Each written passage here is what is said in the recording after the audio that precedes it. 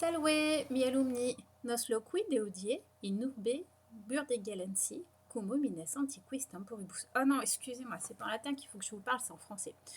Oui, mais quand même, le latin c'était justifié parce qu'aujourd'hui on va travailler sur une ville où on parle latin, enfin on parlait plutôt romain à cette époque-là, et cette ville, c'est cette ville qui s'appelle Burdigala. Alors Burdigala, en fait, vous la connaissez tous, vous y avez tous déjà mis les pieds au moins une fois.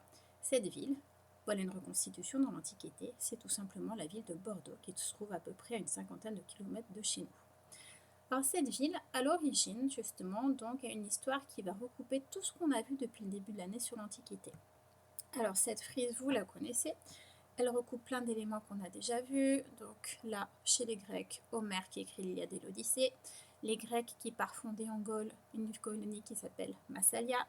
Ensuite les Romains qui vont envahir la Gaule, défaite gauloise d'Alésia face à Jules César en 50 avant Jésus-Christ, la fondation de l'Empire, et enfin une date qu'on a vue également depuis le début de l'année, la chute de l'Empire romain. Et les 4 flèches que vous voyez tout en haut en rouge correspondent à des étapes importantes de la cité de Burdigala. Alors Burdigala est une cité plutôt qui se trouve en Gaule, et à cette époque-là, quand la Gaule a été conquise par les Romains, la Gaule a été divisée en 4 grandes provinces. Et la grande province à laquelle nous appartenons, donc vous voyez c'est la province qui est en orange à cet endroit-là, s'appelle l'Aquitaine. Et l'Aquitaine, c'est un nom qui a été donné tout simplement par les Romains. Parce que quand les Romains sont arrivés dans notre région, ils ont trouvé qu'il y avait beaucoup d'eau, à la fois par les nombreux fleuves qu'il y avait, comme la Garonne, par l'océan qu'il y avait sur les côtés, par le climat également qui était humide et par toute la zone des Landes qui était une zone de marée. Ils ont appelé ça l'Aquitaine, parce qu'en latin, aqua veut dire eau, c'est un mot qu'on retrouve dans aquarium, aqualand, et donc Aquitania, c'était le nom romain de l'Aquitaine.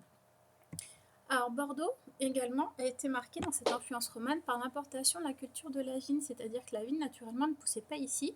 C'est une plante qui poussait en Italie, et comme pour les Romains consommer du vin c'était très très important. À Rome il y avait une devise, il fallait du pain, du vin et des jeux du cirque, et on estimait comme ça, si on avait les 3, on était satisfait. Et ce sont les Romains également qui vont apporter la culture de la vigne, tout ça vous le reverrez quand vous serez en 3e. Donc on repart pour notre cité de Burdigala. Alors Burdigala se trouve au croisement de plusieurs voies romaines. Donc Burdigala, vous l'avez à cet endroit-là où il y a la fleuve, même si le nom n'est pas où il y a la flèche, même si le nom n'est pas marqué. Et elle va se trouver au croisement de voies romaines qui viennent du nord, qui viennent du sud. Et j'en profite pour cette carte justement de la région aquitaine dans l'Antiquité pour attirer votre attention sur plusieurs choses. Alors, nous avons un tas de peuples gaulois qui habitent dans le coin. Donc, Bordeaux, à la base, est occupé par un peuple qui s'appelle les Bituriges Vivisques. Alors, c'est un nom un petit peu curieux que vous pouvez oublier, il n'y a pas de souci. Et ce peuple était voisin d'un autre peuple qui s'appelle les Boyens. Et les Boyens étaient installés à cet endroit-là, juste à côté du bassin d'Arcachon, dans une ville qui s'appelait Boy. Et Boy, ça donnait tout simplement Biganos, parce que Biganos, à la base, était une ville gauloise. Et si je continue un petit peu plus au sud, je m'aperçois qu'il y a une ville qui s'appelle Salomacus. Salomacus, en latin, ça veut dire le marché du sel. Et Salomacus, tout simplement, c'est notre ville de Salles. Et c'est à cet endroit-là, justement, qu'il y avait un grand marché où on échangeait le sel. Et le sel, c'était quelque chose de très important, notamment pour conserver la nourriture. Et après, une autre ville romane importante qui s'appelle Telonum, qui est au sud de Salomacus. Et là, on n'est pas très sûr, mais on pense que c'est une ville qui se trouve dans les Landes, qui s'appelle Liposteï. Donc voilà pour l'environnement dans lequel se trouve notre cité de Burdigala qui se trouve au carrefour de tout ceci. Donc première étape, on a donc des Gaulois, les Bituriges Vivisques, qui s'installent à Burdigala, et enfin qui ne portent pas encore le nom de Burdigala, et à quelle époque les fouilles ont montré tout simplement que c'était à peu près au moment de la fondation de Marseille. Donc les Grecs partent s'installer au bord de la mer Méditerranée, ils arrivent dans le sud de la Gaule, et là, on a des Gaulois qui s'installent sur le futur site de Burdigala. Quand les Romains vont conquérir la Gaule, tout simplement, et l'Aquitaine, qu'est-ce qu'ils vont faire? Ils vont s'installer en même temps que les Bituriges Vivisques. Alors, ce site, justement, de Burdigala va avoir un intérêt très important pour eux. Alors plus tard, après, ils vont construire des voies romaines, mais surtout, il y a l'estuaire justement de la Garonne qui va permettre d'importer plein de marchandises qui viennent de l'océan Atlantique, notamment l'étain qui va être utilisé pour plein de choses qui vient d'Angleterre, l'Angleterre qui à cette époque-là s'appelle la Bretagne, et on va pouvoir justement faire remonter plein de marchandises d'Espagne et tout acheminer vers Rome, justement comme on l'a vu la dernière fois. Donc Burdigala va être un carrefour commercial très très important. Alors, quel est l'intérêt précisément de ce site? Il va y avoir deux intérêts. Pour importer, exporter la marchandise, on va utiliser la Garonne. La Garonne qui va se jeter dans l'océan Atlantique. Et ces bateaux, justement, vont avoir un intérêt très particulier à cet endroit-là, c'est que là, vous avez une rivière ici. Cette rivière qui aujourd'hui a été recouverte, qu'on ne peut plus voir actuellement, qui à cette époque-là permet de servir de port justement pour abriter les navires. Et donc, il y a plein d'abris naturels, et donc c'est tout naturellement que les Romains vont venir s'installer ici, dans cette cité gauloise, et fonder la ville de Burdigala. Alors, pour fonder cette ville, les Romains vont faire comme à chaque fois qu'une cité romaine va être fondée, et bien sûr de qui vont s'inspirer? De Rémus et Romulus quand ils avaient fondé la ville qui plus tard deviendra Rome en 753 avant Jésus-Christ. Qu'est-ce qu'ils vont faire? Ils vont prendre deux axes. Ils vont prendre un axe vers le nord et vers le sud, un autre axe perpendiculaire, et ces deux axes vont s'appeler le Cardo et le Decumanus, et donc ça va être les deux principales rues, et tout autour ils vont installer les bâtiments, et quelque chose de très important, comme on a une époque justement où il y a beaucoup d'insécurité, on va construire les murailles de la ville autour. Si je prends le plan de Bordeaux dans l'Antiquité, cette reconstitution, je vais m'apercevoir qu'ici, je vais avoir donc de ce côté-là, je vais avoir donc l'axe nord-sud. Et là, justement, c'est le nord de Bordeaux. Vous pouvez remarquer, c'est une zone qui est très humide. Aujourd'hui, qu'est-ce qu'on va trouver ici? On va trouver toute la région où il y a Ikea, il y a un tas de grands magasins. Et vous avez des étangs. Ça, c'est ce qui reste de ça, tout simplement. Et donc, de l'autre côté, vous avez un axe qui va être justement perpendiculaire à la Garonne. Ça, c'est les deux principales voies romaines. Il y a un plan qui date de la fin du Moyen-Âge qui a été fait justement sur cette ville de Burdigala. Et sur ce plan, on observe bien justement ce quadrillage géométrique justement de ces rues avec le Cardo et le Decumanus. Je prends un plan aujourd'hui de 2020.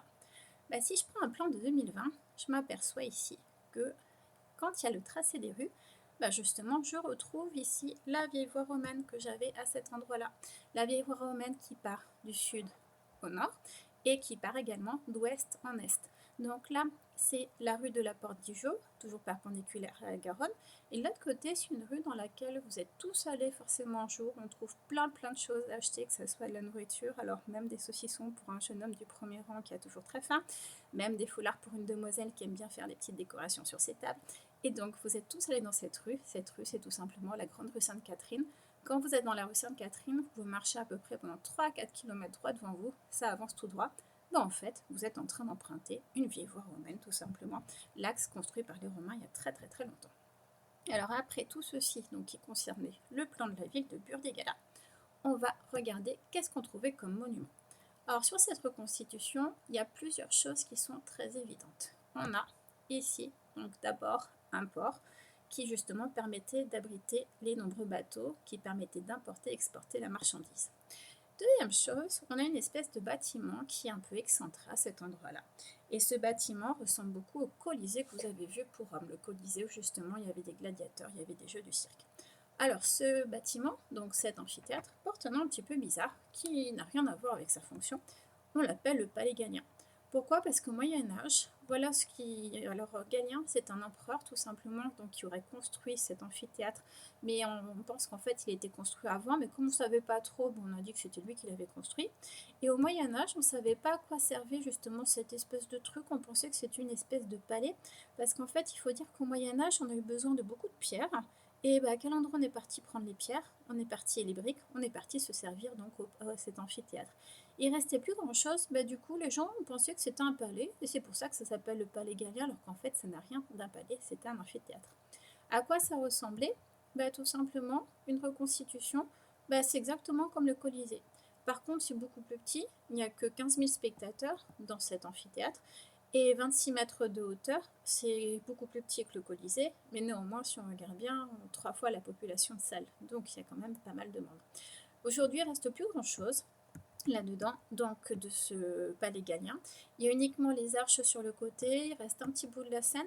Là, c'est une vue aérienne qui permet justement de voir justement que c'était un amphithéâtre qui était donc de forme ovale.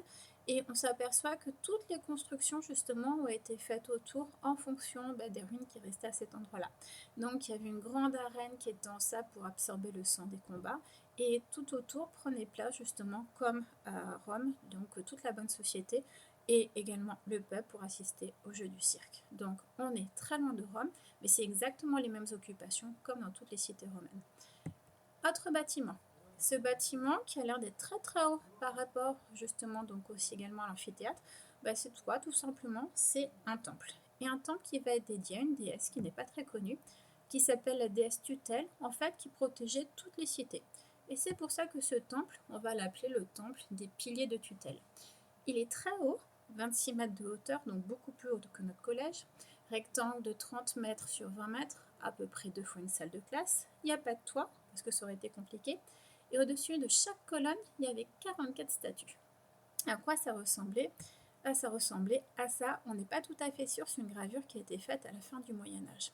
Donc c'est une espèce de temple un peu bizarre qui ressemble pas trop au Parthénon et qui est resté très longtemps dans la ville. Ça, c'est donc une représentation de la fin du Moyen-Âge. On aperçoit la cathédrale Saint-André et on dit qu'ici, c'est les rives justement de Bordeaux. Et vous avez le temple des piliers de Tutelle qui est là. Et à la fin du Moyen-Âge, au début de l'époque moderne, on avait besoin de fortifier la ville de Bordeaux justement pour la protéger, notamment des Anglais qui risquaient d'attaquer. On a décidé de raser ces piliers de Tutelle et on a construit, alors tout ça vous le verrez quand vous serez en quatrième, une grande forteresse qu'on appelait Château Trompette. C'était pas du tout un château et on n'y jouait pas de la trompette, simplement Trompette, c'était le nom d'une source qui était juste à côté. Donc on a rasé ce temple, on a construit ce château Trompette pour protéger la ville et au 19e siècle, on a tout détruit et il était décidé de faire un grand théâtre. Et ce grand théâtre, le monsieur, l'architecte qui l'a construit, qui s'appelait Victor Louis, il ne savait pas trop quel style lui donner, et il ne s'est pas embêté, il a repris le style des piliers de Tutelle, avec des colonnes de tous les côtés, et des grandes statues qu'on appelle des cariatides, qui justement illustrent donc sa fonction. Donc voilà 2 principaux monuments. Alors à bord Burdigala, bien entendu, il y avait des thermes. On n'en a pas retrouvé, mais on pense qu'il y en avait. Il y avait aussi un théâtre, mais dont on n'a pas de traces. On sait à peu près où il était, mais sinon on n'en sait pas plus, tout simplement. Par contre, la ville, à la fin de l'Antiquité, comme tout l'Occident, va être sous la pression des peuples barbares qui veulent venir l'envahir. Et à ce moment-là, pour se protéger, qu'est-ce qu'elle va faire? Bien tout simplement, on va prendre toutes les pierres qui sont disponibles, entre autres aussi les pierres justement de l'amphithéâtre du Palais Gallien, et on va donc construire ce qu'on va appeler un castrum, c'est-à-dire une toute petite forteresse, une petite enceinte, et les habitants justement vont se réfugier à l'intérieur. Pour vous donner un ordre d'idée, le Palais Gallien qui est au nord de la ville, il se trouve bien en haut. Donc la ville va vraiment se rétrécir et après, comme ça va se calmer tout au cours du Moyen-Âge, la ville va s'agrandir avec ses différentes enceintes. Mais ça, vous le verrez quand vous serez en 5e, notamment si l'année prochaine, vous avez la chance de faire une sortie justement pour étudier Bordeaux au Moyen-Âge. Ça sera le sujet de l'année prochaine. Voilà, donc j'ai terminé pour cette petite histoire de Bordeaux, de Burdigala plutôt. Maintenant, il ne vous reste plus qu'à répondre aux questions. Je vous dis à bientôt. Au revoir.